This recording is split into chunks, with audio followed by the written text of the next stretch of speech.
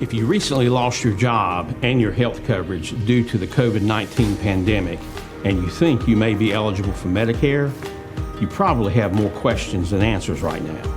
Statewide Insurers Group, All Things Medicare, can help you with that. We can provide the guidance and the answers that you need to get the benefits you may be eligible for. Don't let this time of uncertainty jeopardize your eligibility for your Medicare benefits. Remember, relationships matter. Call Statewide Insurers Group today for the answers that you need now. 316-8166.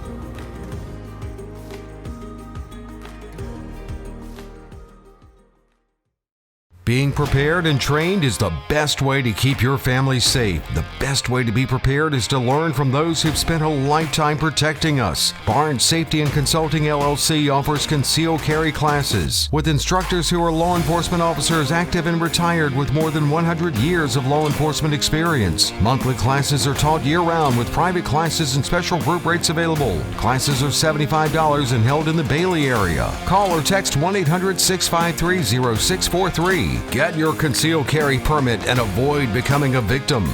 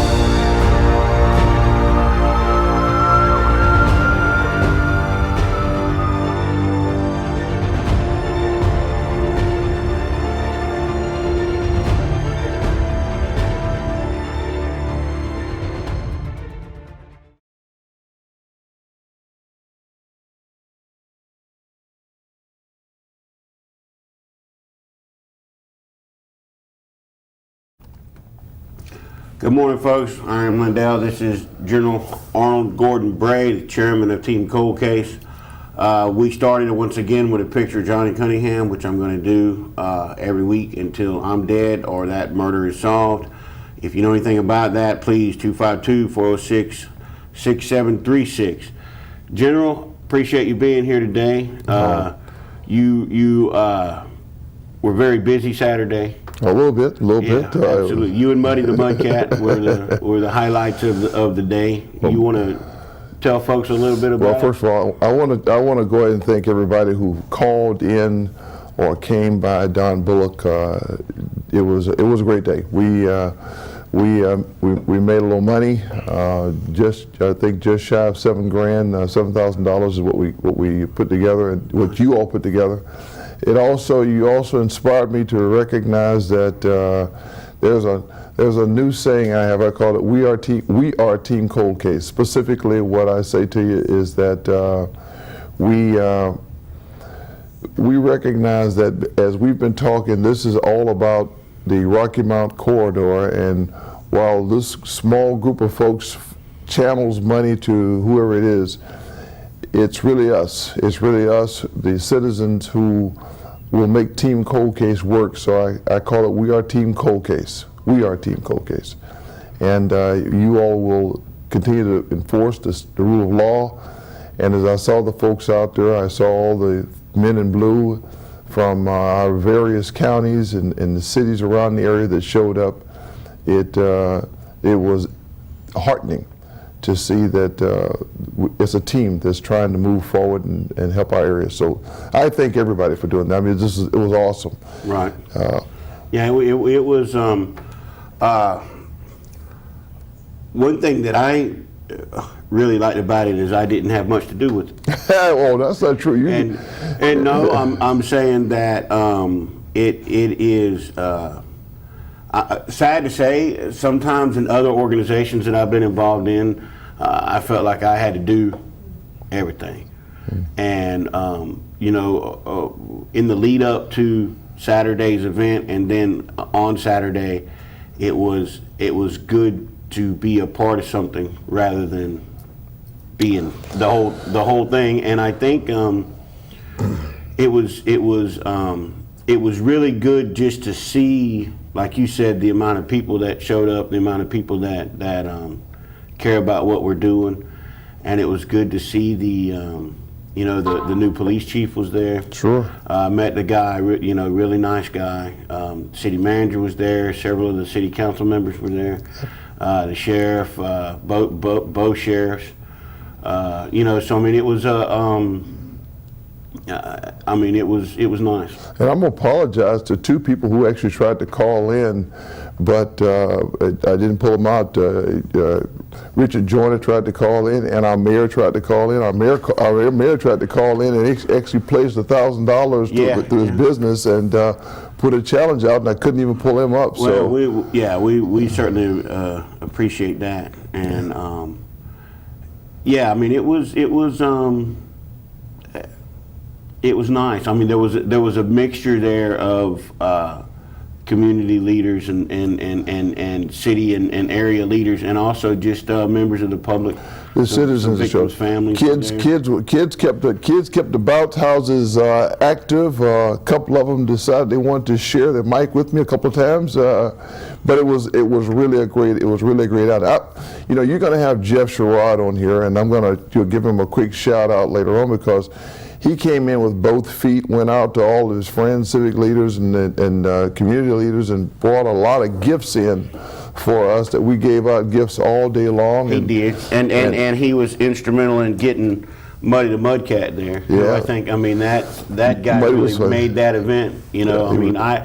I was really impressed with his. 4 straight hours of him. Yeah, 4 acting. hours. That was that was no small feat, I think, to be as engaged. Crazy as he was the whole time. To be engaged. That's a personality. That's personal. Well, it was fun to do it. And again, even though it was a fun day, I think it was focused. People recognized what it was about. We had lots of different discussions, and one of the discussions that I had planned to give, and if with your permission, I'm going to take about 2 or 3 minutes this morning to kind of explain, folks. There's a part of this thing I keep hammering home, rule of law, and when it really jumped out at me, when I was in Iraq, we took down their entire government, and when that happened, that was a big shock, because I'm thinking I'm in a city. Okay, we've taken it over. We're going to move to the next thing, the next city. And my lawyer turns to me and he says, "Sir, you're responsible right now by international law for the security of these towns." And I called my boss, because I was telling him, I said, we're equipped to do a little bit, but not all this. He says, "Hey, you got to figure it out." He said, and it caught us a little bit by surprise. I said, "No problem, we got it." So we stood up different existing structure to try to get some enforcement and some, but I realized you never have enough enforcement to match. Well, you're the city of 500,000 people, and you've got a force that's only a couple of thousand, and by the way, you're all over the place. There is no police. They don't have a force. What you have to rely on is people respecting the rule of law, and more importantly, not tolerating those who want to break the law. And so we established both hotlines, communications lines with the people inside the areas, and they were the ones that started eventually telling us where Al-Qaeda was, where the other folks that were bad were, where thugs were in the area. And so the policing, the thugs got uncomfortable, and they started pushing out and away from the cities that we were in. And so we could enforce the law, but the rule of law was being applied by the citizens. And that's why that, you know, like I said, we're in this corridor now, Team Cold Case. We're the ones that won't let bad guys do bad things, won't let people be taken away. And there was mafia style killings. We had one place where people were actually, I won't describe it, but left on their doorsteps. And we solved those because the people started standing up and started speaking out. And that's an extreme, because there was all that structure gone. We've got structure. And so now we can do the same kinds of things. And it dawned on us. I'm looking at all the folks out there having a good time, and all the people who are enjoying, you know, what Rocky Mount has to offer. That's us. Right. And what a great example and what a great thing for you to have experience to be able to extrapolate that here. But like you said, we have a structure here, but the police can't do it on their own, and that's you know, I mean, that's one of the most important things out of all of this, is that and you've actually taught me that. You've actually, I kind of understood it, but I mean, you certainly put shape to the form that it takes the community. That policing without the community isn't going to be successful at all.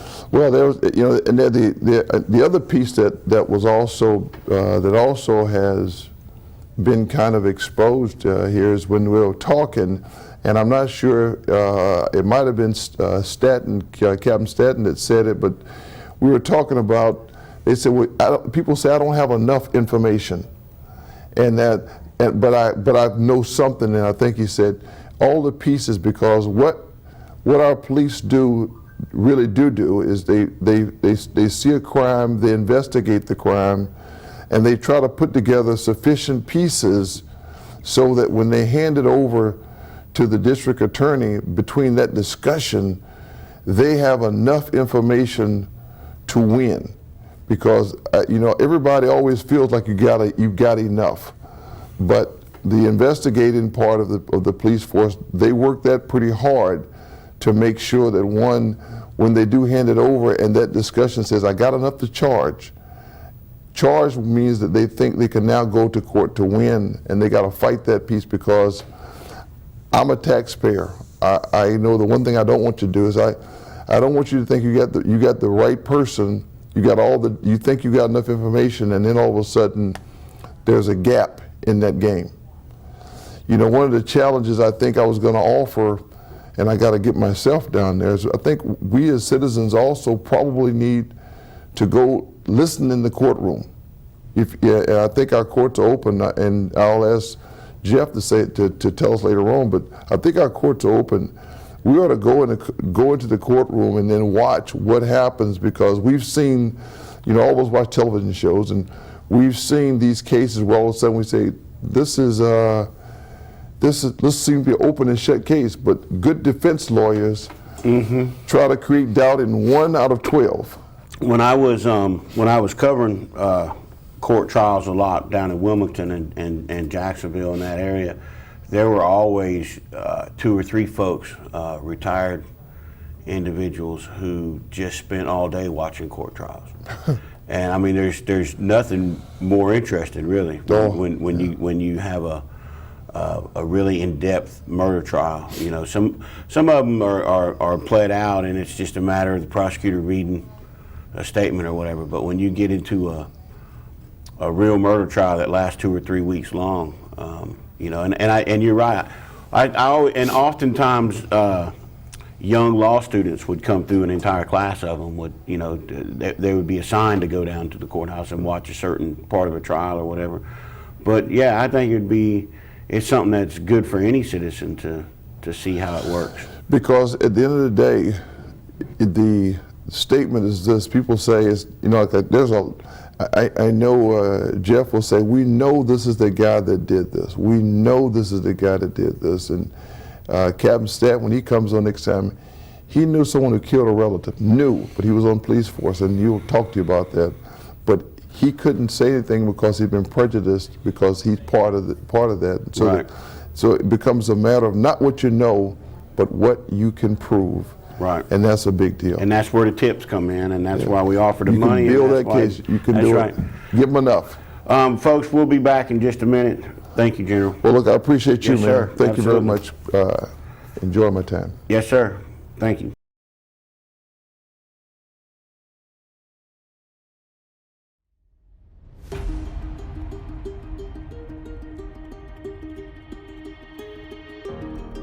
If you recently lost your job and your health coverage due to the COVID-19 pandemic, and you think you may be eligible for Medicare, you probably have more questions than answers right now.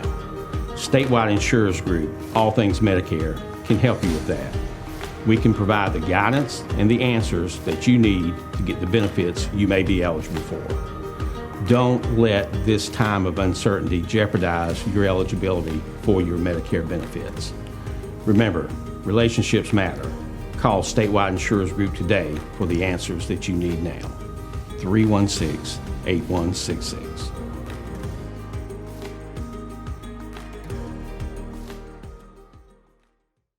Being prepared and trained is the best way to keep your family safe. The best way to be prepared is to learn from those who've spent a lifetime protecting us. Barnes Safety and Consulting LLC offers concealed carry classes with instructors who are law enforcement officers active and retired with more than 100 years of law enforcement experience. Monthly classes are taught year-round with private classes and special group rates available. Classes are $75 and held in the Bailey area. Call or text 1-800-653-0643. Get your concealed carry permit and avoid becoming a victim.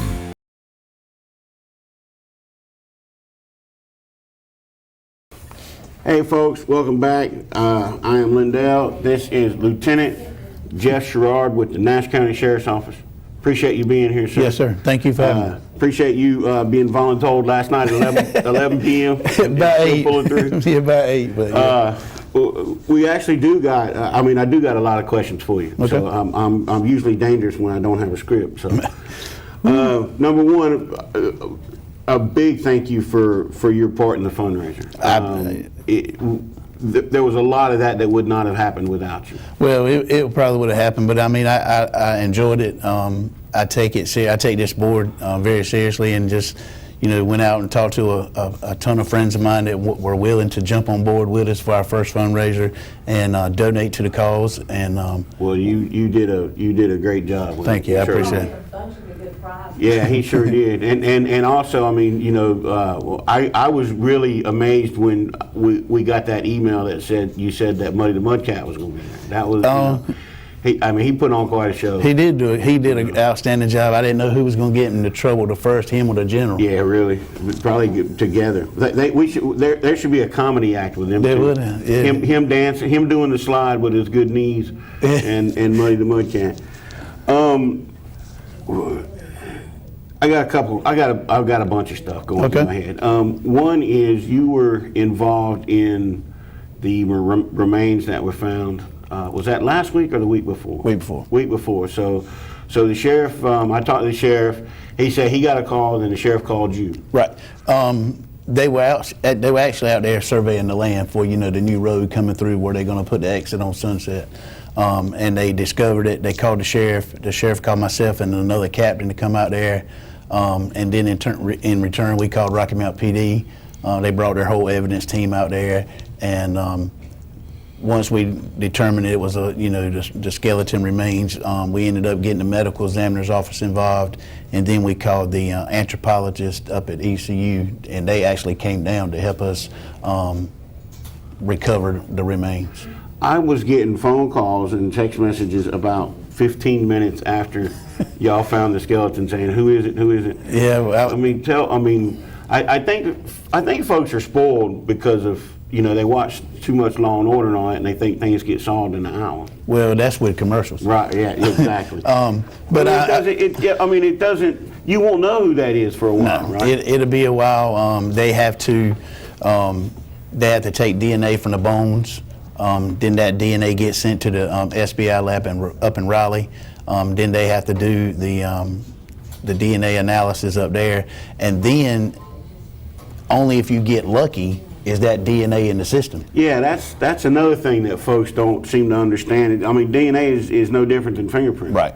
If you don't have a matching set on file, then you just start at square one. Right. And then and it's expensive too. Oh, yeah. One thing I'm learning with the unidentified stuff that I do every week now is exactly how expensive it is to match up. Even if you think you've got, like if you think, okay, we've now have a DNA set of this, a profile. We have a DNA profile of this victim. Right. And then we think that it might be this family. Right. There's a lot of money involved. Right. To get the two together. It is, and so and then once we started, Rocky Mount started pulling all of their missing person cases. We looked at ours, and I think between the both of us there was like 80 some. So I mean that takes time. We had the same exact situation up in Spring Hope with Deborah Deans. We felt like it was her. We got her DNA, but we had to go and get some DNA from her mom. Let me back up just a second for folks. There was a woman that was missing from Rocky Mount. Right. And that was, that was all I knew about it, because she's one of the big stack of cases Right. that we have. But she was a woman missing from Rocky Mount, and then Fighting Crime, who's a partner with us, she got a tip that she was actually behind her sister-in-law. Buried in the woods behind her sister-in-law's house. Yeah, and then y'all, within like 2 days, Right. y'all had somebody in custody and had recovered the body, right? Well, it was a little more than 2 days, but Kat with Fighting Crime got the tip. She called me and gave me about the tip, and then once we got the tip, we started going out to the land and looking around with permission from the landowners, and then we started doing a lot of interviews, and during our interviews, we were able to get a search warrant. Went to the residence with that search warrant and started digging up in a location that we felt looked prominent, and that's when we discovered the body. And I will say something that I know you can't say, but that lady that y'all took into custody for that, there's a whole lot of dead bodies around that woman. No comment, right? No comment. I mean, there's a lot of, you do not want to be that woman's family member. All right, so tell people a little bit about how you got involved in all. I mean, you've been doing it a while. I have. Tell us, tell us the Jeff Sherrod story. Well, not a whole. It's very short. But when you get in law enforcement, you find there are certain things that interest you more than other things. I've never, when I first got in it, I was a big traffic guy. I stopped a lot of cars, got a lot of people for driving while impaired. But then as I had more years on in service, investigations got to be where I was thrilled and happy to be a part of. I mean, it's a different feeling when you can solve somebody's break-in or whatever they've called the sheriff's office for, and give them the satisfaction of knowing that you actually care about them and care about their case, and just are able to try to solve it for them the best you can. So how long have you been law enforcement? I've been in about 22 years now. All of it at Nash County, or? No, I started out in Spring Hope Police Department. Oh, really? I didn't know that. Yep. I live in Spring Hope. I know. I live across the street from the police station. I started out in Spring Hope back in the 90s. I like those guys. They're good guys. One of them gave me a ticket one day, not long ago, for my license was expired. I thought I was still covered under the COVID thing. extension, but apparently not. And the guy was like, "I'm sorry to write you a ticket." And I'm like, "Look, man, do your job. Do your job. That way, there's never." I used to get a lot of speeding tickets. I don't get them anymore because I got tired of. They're expensive. They are expensive. But I never. I was never upset when I would get them, because I always felt like for every time that I got a speeding ticket, there was times I was speeding and didn't get the ticket. Right. So what kind of man would I be to complain about getting caught? You know what I'm saying? If you, right. I mean, don't do the crime if you can't do the time, right? So I mean, that was in the past. I don't. I'm in my 20s and 30s. I was right. a lead foot, but I think most of us are. Yeah, but I got over that really quick. I couldn't afford it after tickets. Once they you started like having to pay for the courthouse and all that. They added all that extra stuff on a while back. Oh, yeah. And so no speeding for me. Several years ago, I had a sheriff tell me that I was not our sheriff, but a different sheriff down at the beach. I always assumed that most folks got into law enforcement to be a detective, right? Because I mean, I don't like the getting shot at aspect of law enforcement, but I do like investigating here and there.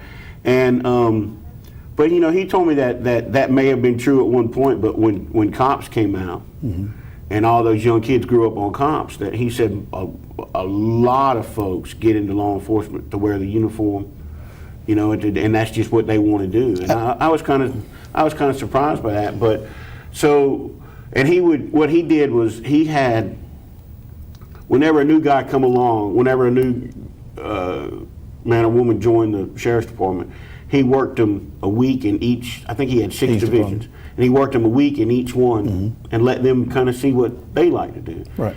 And he said very few of them wanted to do investigations, because it's a pretty labor intensive. It is a lot of paperwork and a lot of and then there's the cases that that don't quite come together, and you got to live with that. And oh yeah, so that's it's the worst part. So I mean, I appreciate those folks. I guess what I'm trying to get around to saying is that the guys and girls that do end up in investigations are I think law enforcement is the cream of crop of our society, and then y'all are a little bit more. Well, I mean, creamier. For lack of a better word, I mean, it's nice. I mean, I've met a lot of. I've been doing this almost 20 years. I've met a lot of cops over the years, and all over Eastern North Carolina where I've worked at. And I mean, the detectives always, I mean, y'all care. I mean, I've never met that stereotypical hard-boiled detective kind of guy that you see in movies and TV all the time. I've never met one of them, because I mean, I've never met a detective that didn't care about what he was doing and the people that he was, working for. Well, I mean, we try. I mean, there's been times and you said when a major case comes out, there's been times that we've rolled for 24, 36 hours before we've been home. Right. Sheriff Stone doesn't like that concept, because he says once you start getting tired, you don't do as efficient work. So he'll send us home about 14, 16 hours. But everybody at our sheriff's office has that mentality, not just the detectives, our NARC guys do, our supervisors do, patrol guys. Oh, yeah, speaking of drugs, I spent a day with one, I wish I could remember his name, but I've done a lot in my career. I mean, I've been all over I had the time of my life with one of y'all's drug cap. What's the captain of the drug stuff? We have Captain Kevin McLaughlin, we call him K-Mac, and then Captain Jeremy Hardy. Yeah, And I mean, I had the time of my life. We spent all day rounding up folks at Gold Rock. Oh yeah. And people were associated with Gold Rock, because a lot of times the drugs are coming back and forth. They may not be actually. I think we pulled over and. Well, I didn't pull over anybody. I was in the car when someone got pulled over, and the guy was delivering drugs to Gold Rock. Right. So the thing I saw on Facebook yesterday, and actually Chief Medina was talking about it, about the Narcan that y'all got from Trillium. Trillium is the mental health care provider for Nash County. It's actually several other counties. It's one of the largest ones in North Carolina. And they gave y'all 70. That's 70. Right. I don't know why I said 20. 70 doses of Narcan. And tell people what Narcan is. They don't know. Narcan is a drug that has the reversed effect of heroin overdoses, and sometimes it actually works for a drug other than heroin. I mean, it'll help revive it. When a person overdoses, either law enforcement gets there or EMS gets there, and they spray Narcan up a victim's nose, and it brings them. It has a reverse effect, so it brings them back to. If they're not too far gone into it, then it brings them back. And I mean, the opioid addiction obviously is a big. Kind of got overshadowed by COVID, but I mean, before that, it was the nation's health crisis. Right? It is. I mean, a lot of folks dying of that. A lot of folks overdosing. I know the sheriff was. I'm struggling to remember the exact numbers now, but I mean, it was just a couple years ago, I mean, it was a huge thing. I mean, It is. a lot of overdose. I mean, when I say overdose, I don't just mean overdose. I mean all the way to dead. We're sitting at since January this year. I think we're sitting at 14 overdoses right now, and one of them is a death. Wow. I mean, that is amazing. I mean, it's mind blowing how opioids kind of. I don't know. Did they sneak up on us, or I mean, because I know. I mean, I when I was in the Navy, I sort of had a pill problem. I mean, they sent me to mandatory rehab. I don't know if that counts or not, but I mean, hillbilly heroin's been around for a long time. Yeah. But why, how? In the last couple of years, man, it's just heroin. I think heroin snuck up on us. I think we were used to cocaine and crack, and then heroin has taken over, as you said. But you know, looking at what our drug guys do every day, we have started seeing an increase with crystal meth coming back in. Really, coming back again? Coming back in. That was like a, early 2000 thing? But that, and you, of course, you always have your mollies, but crystal what happened meth. to the bath salts? I remember everybody was taking bath salts and jumping through windows. I don't know, I'm glad they stopped, because those people, those people you can't hardly handle by yourself. Yeah, absolutely. Those people are kind of tough when they get on those kind of bath salts and things like that. So it has a different effect than heroin and crystal meth. But you know, it's a tough time right now with everything going on. You know, like you said, heroin was the problem until COVID hit. So now that COVID's fading away, right, hopefully it's back again. People are going back to their criminal ways. Yes, sir. Wow. It's good. You know, a lot of times, I mean, I'm not a TV personality, right? You know, I mean, I definitely have a face that was made for radio and newspapers, and I do this really because I've done a lot. Right. So I mean, I'm kind of here to put two and two together oftentimes, right. You know. But I appreciate you. Oh, I appreciate being here because. Yes, sir. I got one thing to tell. Sure. This will probably interest Miss Sandra more than anybody. Got an email last week that they have tentatively set a trial date for Lynn Keel. Right. October the 4th. Yeah. In Greenville. You hear that, Sandra? October the 4th in Greenville. In Greenville. It could change, but that's what it's saying at right now. Well, good. Yep. Yeah. Major Strickland sent me that last week, and I'm gonna cover that. I used to cover, when I was down in Wilmington and Jacksonville, mm-hmm. I would cover a trial like Truman Capote. You know what I'm saying? I mean, I was there every day, gavel to gavel. I mean, it was the court trials. I had a publisher tell me many years ago that criminal court cases was the bread and butter of newspapers. Right. It seems like we've kind of forgot that. Everybody got downsized and everything else, and we're just not doing that. But I'm going to cover that Lynn Keel case, top to bottom. I think it's a very, very interesting case, and I think it's one that people are interested in. Oh, yeah. But it's always fascinating to me the things that you learn. Now I'm talking about the public. Obviously, law enforcement, they know you know a lot, everything up front. But I'm saying it's always fascinating to me the things that you learn at a trial. At a trial, when it answers those questions that the public don't, motive and stuff like that the public don't know about. So I will be covering that for whatever I'm doing. I'm going to do that. All right. So I appreciate you telling us that. Folks, this is Lieutenant Sherrard with the Nash County Sheriff's Office. We will be back with Unidentified here in a minute. We're going to talk about a lady that was found up in Orange County and the information involved in that. With these cases, sometimes there's clues that I can't believe that people haven't picked up on in all these years. So we'll be back in a minute. Thank you, sir. Thank you.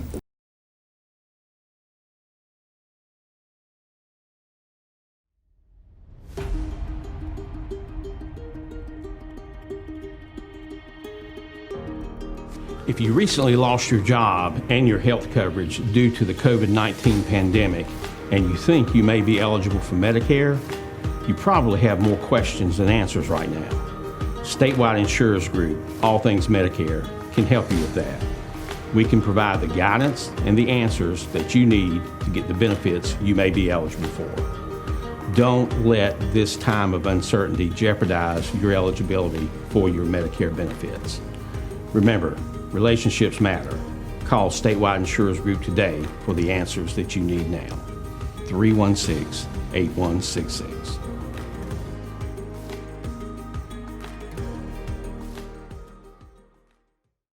Being prepared and trained is the best way to keep your family safe. The best way to be prepared is to learn from those who've spent a lifetime protecting us. Barnes Safety and Consulting LLC offers concealed carry classes with instructors who are law enforcement officers active and retired with more than 100 years of law enforcement experience. Monthly classes are taught year-round with private classes and special group rates available. Classes are $75 and held in the Bailey area. Call or text 1-800-653-0643. Get your concealed carry permit and avoid becoming a victim.